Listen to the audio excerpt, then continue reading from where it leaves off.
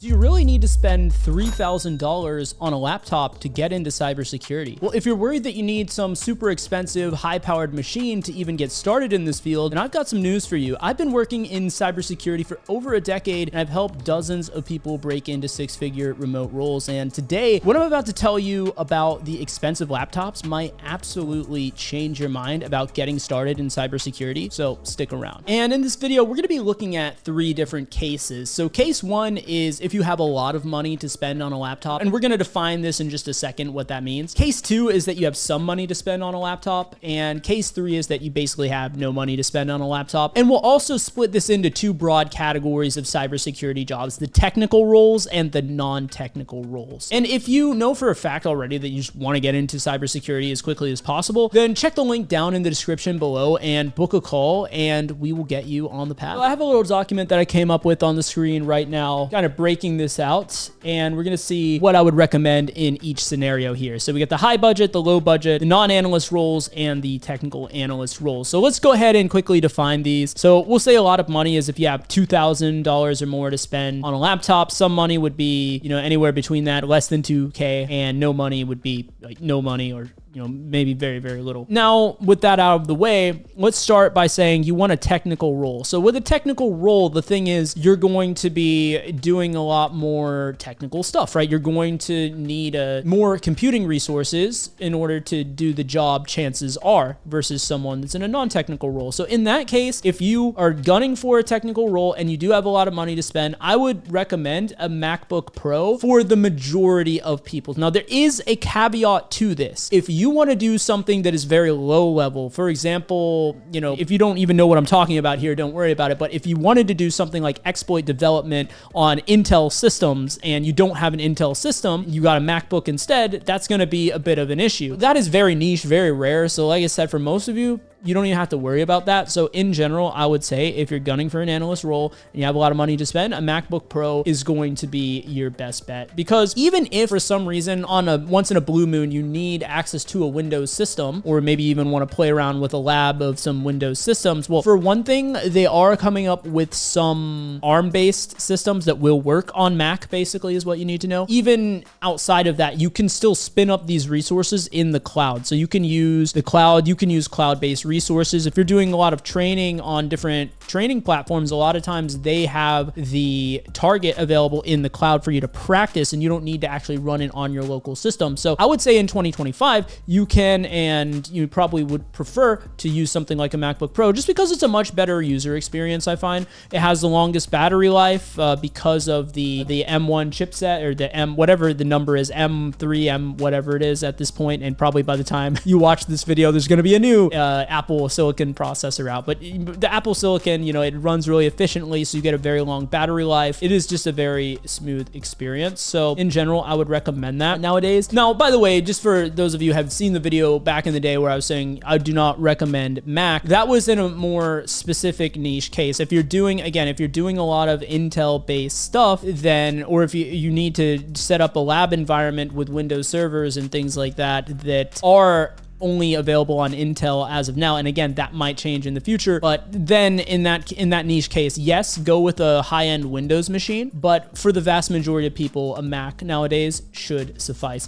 And if you have some money, meaning that you can't really shell out for the MacBook Pro, I would recommend to choose Windows in that case. And if you prioritize, because the laptops are always coming and going, the models are always changing, this, that, and the other, I would prioritize the specs of the laptop rather than like a certain brand, because one brand might have a bunch of different models, and one model might be better than another, but there might be multiple versions of the model. It gets really tricky, right? So if you focus on specs, you're always going to be the best suited. So specifically with the specs, I would prioritize the RAM first. So I would look for something with at least 16 gigs of RAM, because nowadays, if you're running Windows, it's so bloated, it's so resource hungry that 8 gigs is, I believe, the minimum requirements in the specifications listed by Microsoft. So if you're running an 8 gig on Windows 11, let me just tell you, it's going to be a terrible experience. It's going to be so slow. Like, at least get 16 gigs, because you're going to want to run virtual machines. You're going to want to run computers in your computer, build out your own lab environment. So you want to have extra RAM on board to do that.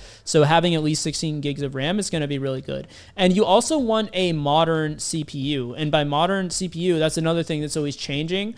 And so I would really look at any of the newer models out there, or tend to have like, more modern CPUs, obviously, but anything like AMD Ryzen is something to look for. Intel i5 or i7, if it's a laptop that came out within the last, I don't know, 2-3 years, you should be good to go on that front. Since we're talking about the technical analyst role side, you might want to, this is an optional thing, but you might want to have like an NVIDIA GPU or a AMD GPU, like basically a dedicated graphics card, not an integrated graphics card, meaning there's actual dedicated extra graphics card added on to that laptop, because it's going to be more powerful for things like password cracking and things like that if you need it, depending on what specific technical analyst role you want to get into. But if you're not sure and you just know you want to do something technical, I would play it safe. I would get something that has a dedicated graphics card to it as well. Now, obviously, if you don't have any money, you can't buy a laptop. So are you dead in the water? What does that mean? Well, actually, this is not as much of a problem as you may think.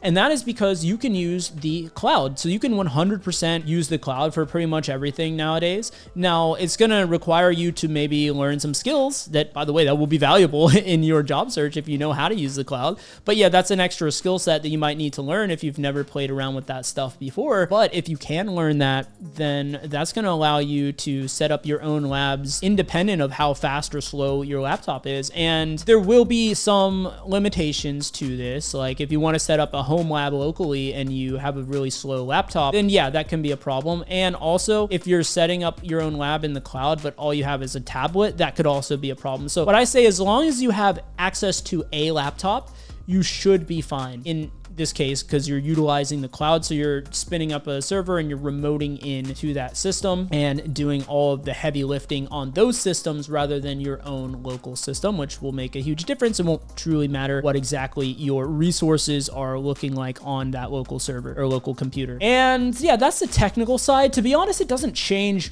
all too much for the non-analyst roles, but there are some notable differences that I'll call out. So if you have a lot of money, once again, I would go with a MacBook Pro. And certainly on the non-analyst side, you don't have to worry even nearly as much about if there's going to be any issues on this side, because, well, you're going to be solid there. Now, I will say though, no matter what happens, like if you land a cybersecurity job at like any decent sized company, they will be issuing your laptop to you.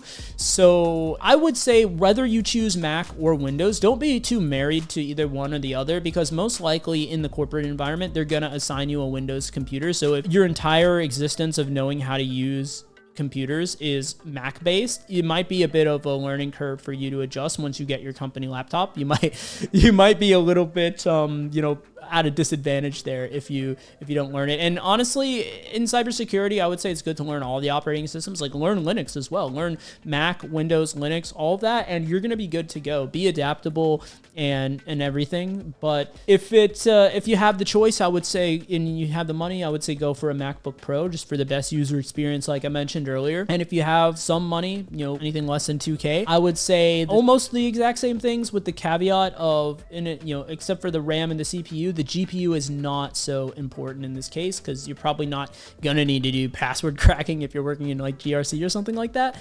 And yeah, you're probably not really gonna get use out of having a dedicated graphics card, so it probably won't matter as much. No money and you want to get into a non-analyst role, well, pretty much any device would work in that case, honestly, even your cell phone or your tablet, because it's mostly about the policy side. And there are technical aspects of GRC. I don't want to say that. I know a lot of people online try to paint the picture that GRC is not technical at all whatsoever. I mean, yeah, there's technical sides to it. Understand the technology and stuff, but do you need a high-powered PC or anything too crazy to do that? No, like you could use your phone, you could use your tablet, as long as you have access to the internet, to be honest. You can learn this stuff, you can study for this stuff, you can acquire the skill set, and you can break into these non-technical roles. One last honorable mention that I'll say is, if it comes down to it, I would honestly avoid getting a cheap Chromebook. I know a lot of people like Chromebooks because of the cost effectiveness of them, but what you're going to quickly rudely find is that a lot of especially if you are pursuing a technical role, now if you're pursuing the non-analyst role, by all means use the Chromebook, but if you're going for a analyst role and you get a Chromebook, When you go to practice a lot of the stuff, you're going to find that, oh no, I can't actually run most of this software. There might be some ways around it. If you use the cloud very liberally, you could probably get around it, but I mean, it's going to be annoying. So if you're buying a PC, if you're in the market to buy a laptop, I wouldn't invest in a Chromebook for that reason. So now that you know that you're able to start on your cybersecurity journey, no matter what your laptop situation is, the next thing that you may be wondering is, what do I actually need to know to land my first cybersecurity job? Well, in that case, watch the video down in the description below in the watch next, where I share with you my complete cybersecurity roadmap for 2025.